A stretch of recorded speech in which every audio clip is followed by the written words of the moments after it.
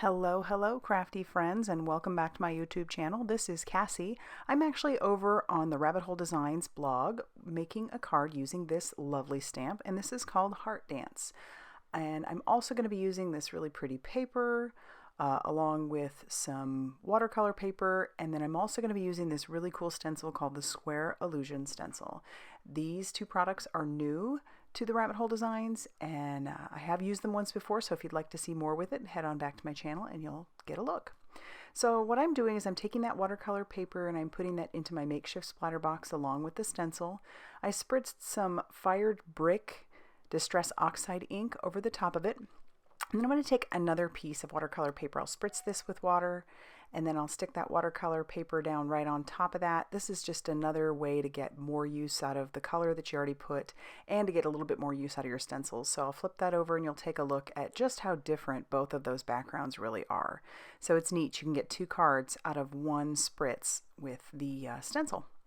All right, so now we're going to move on to the stamping. I'm using this paper, and I believe the Rabbit Hole Designs is going to start putting it in their store. I don't think it's there just yet, but as soon as it is, I will start linking it.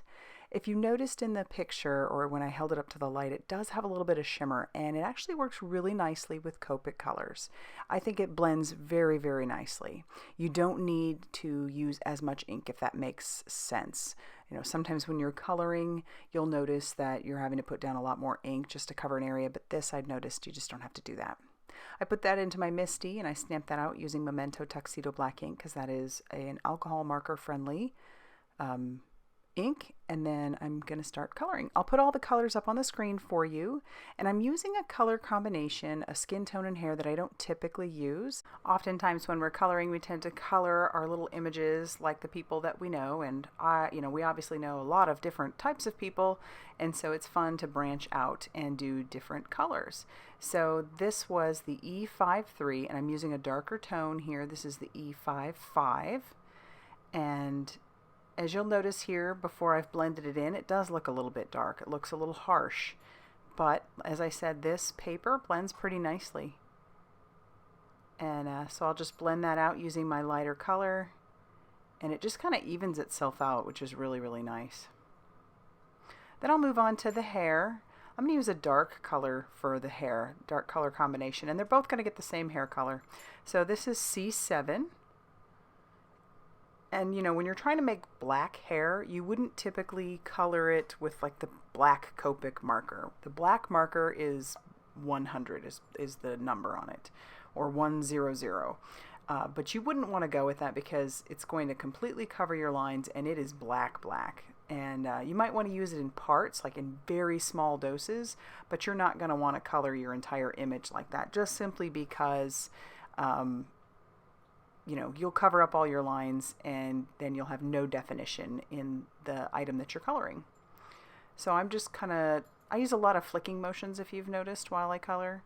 That is because by doing so, you get a lighter blend at the very end of where you flicked.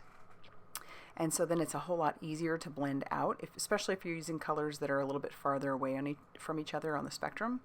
But these aren't, I'm using C7 and C10, so they're really pretty close in spectrum, so it's not that big of a deal to do the flicking, but it's just habit, so that's what I do.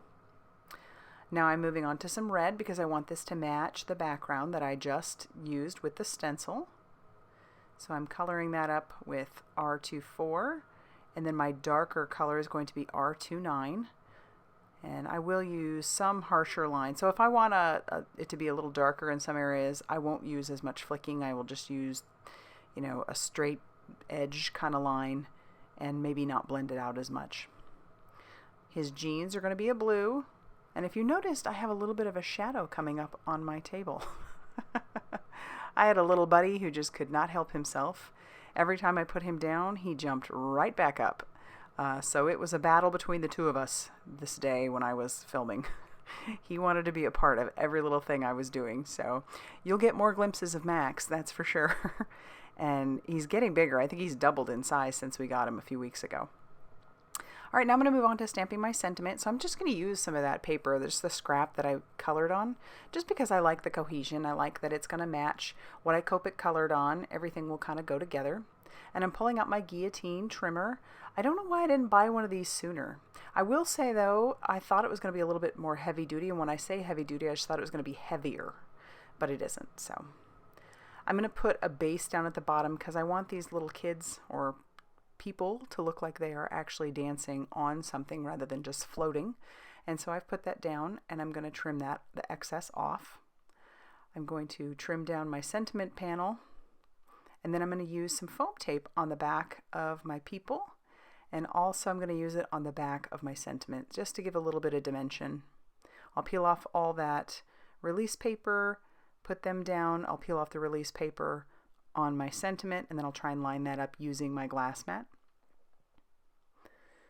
And then once that's all lined up, I'll stick that down, and then we will trim off the excess once Max gets out of the way. He's too cute. It's hard to be mad at him. He can climb all over things, and boy, he's just so dang cute. My card base is going to be some Neenah Desert Storm cardstock, and this is going to be a top folder, I believe. Maybe a side folder, I can't remember. And then I'm just going to use some liquid glue on the back to adhere that down, so that I have a little border on that one side. And to make it look like they really aren't floating, I'm using my W3 marker at the bottom just to give them some shadowing. But as a final bit of embellishment, I did want to grab my Nuvo Autumn Red drops, and I'm going to practice this because I didn't just want drops this time. I wanted little hearts. So I'm trying different ways of doing it, and I discovered the best way to do it was to start from the top and then kind of bring that down to the center, and so you can get this really fun little heart. And of course you can do that with any of the colors. And then once we're done with that, that's going to finish off our card. So as I said, I am over on the Rabbit Hole Designs blog, so I'll have that linked down below so you can head on over there and check out everything that we've been up to. If you liked this video, please hit the like button and subscribe so that you don't miss anything. And as always, thanks so much for stopping by.